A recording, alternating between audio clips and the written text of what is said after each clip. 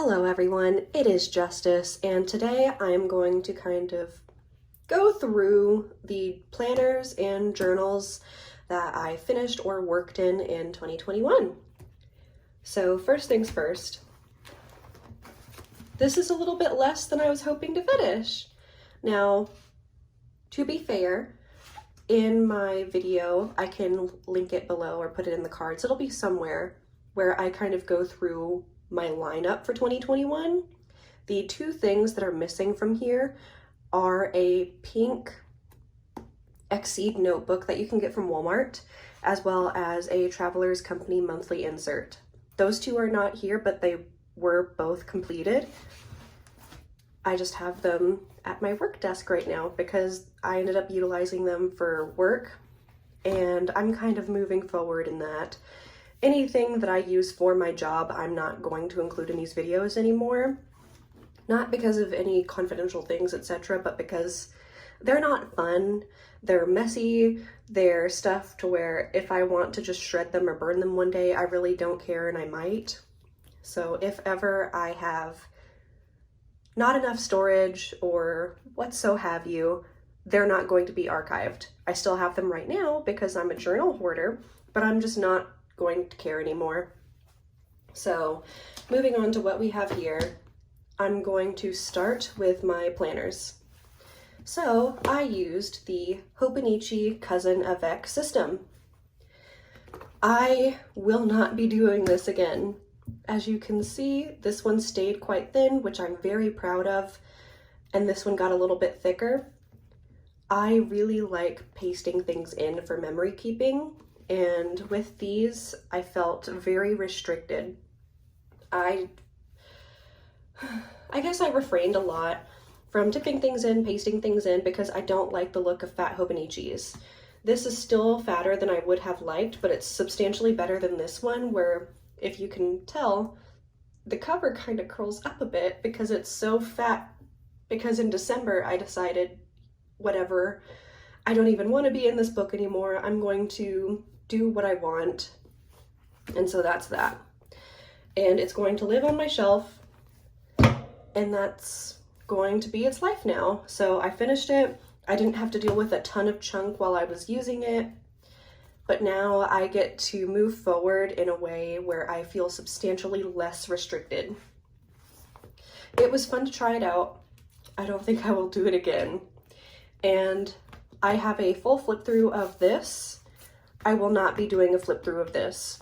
Reason being, in the first half of 2021, I planned in a way to where if I were to post it online, it didn't really matter because nothing was super private. Whereas in this one, I was really starting to fizzle out, I guess. And so pretty much any way I could to make it more fun, I did. So this turned partway into a diary, really. And so it's got appointments that actually go into detail of where they are, what times they are. It's got private information that I don't want online. And that is how I proceeded to get through with it.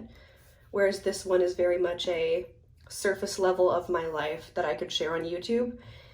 And while it's gorgeous on the inside, and I'm very happy that I did do that, I just don't think it's for me.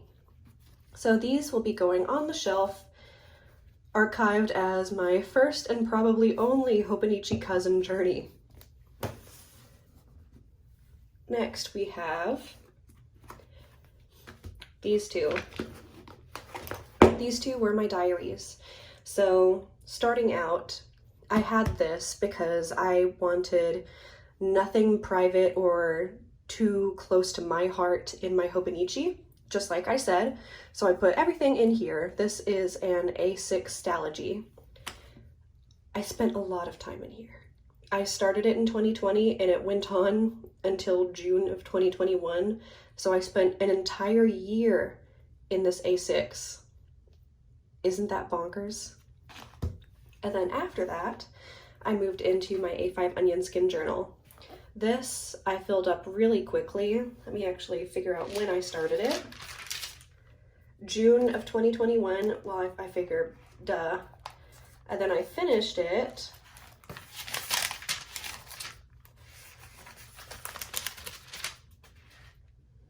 in November.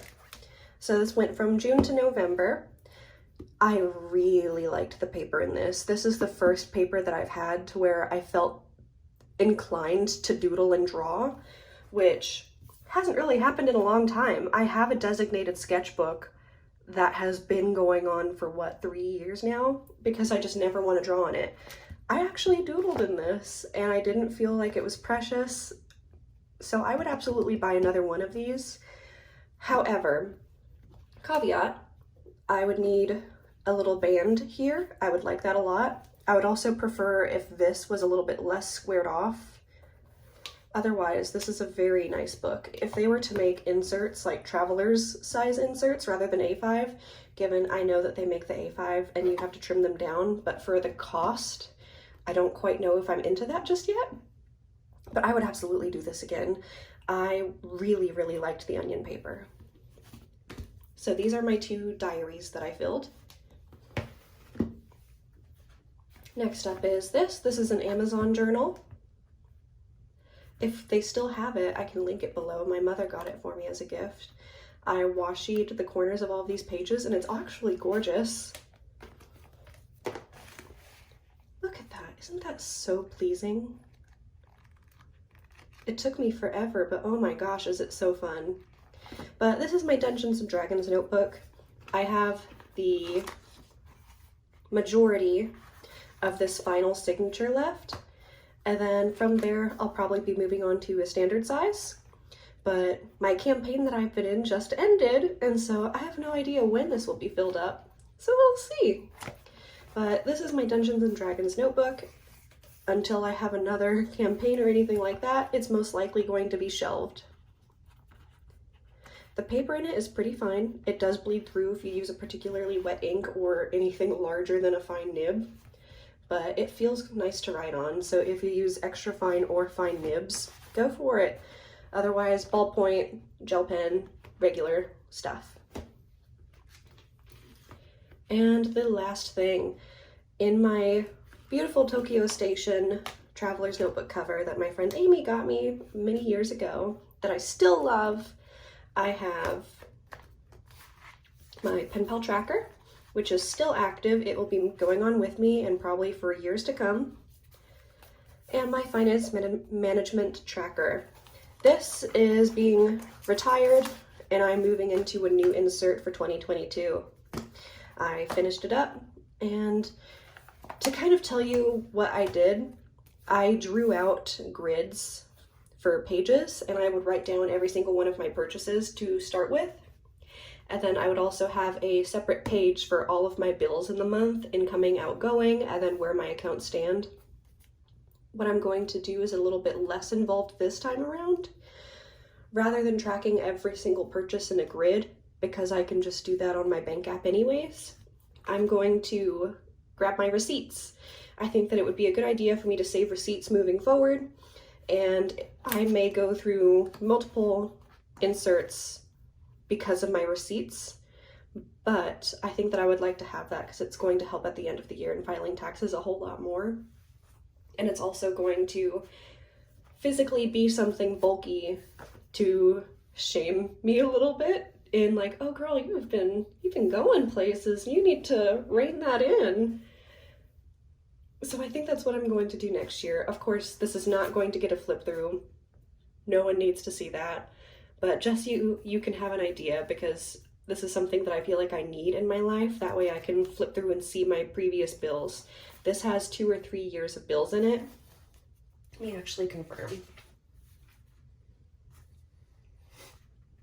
This started in 2018, so 2018 to 2019, 2021. This has 3 years in it. So I'm going to be less concise, I think, and maybe that'll help. Who knows though? But that is really it. I didn't do an awful lot in 2021 in terms of journaling. I really just felt burnt out the whole year. And I think that a lot of people felt that way. That's fairly normal. But I really want 2022 to have more. I feel like I stunted my journaling passion because of the Hobonichi, because I pretty much had to put anything I could possibly think of in terms of words in those books. I couldn't collage, I couldn't tip in trash or anything like that. And so that really was a damper on my journaling life, I feel. This year I'm hoping to be able to flourish and grow and do whatever I want to do. So here is for a fresh 2022. I know that with the state of the world and everything that it is, we can only do our best, but I really want to find happiness again in 2022. I feel like for a majority of people, the last 2 years have either been in tragedy or just in barely existing.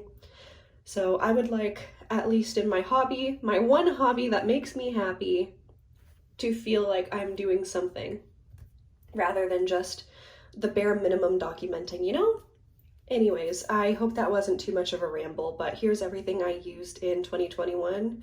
Here's to 2022. Goodbye, everyone.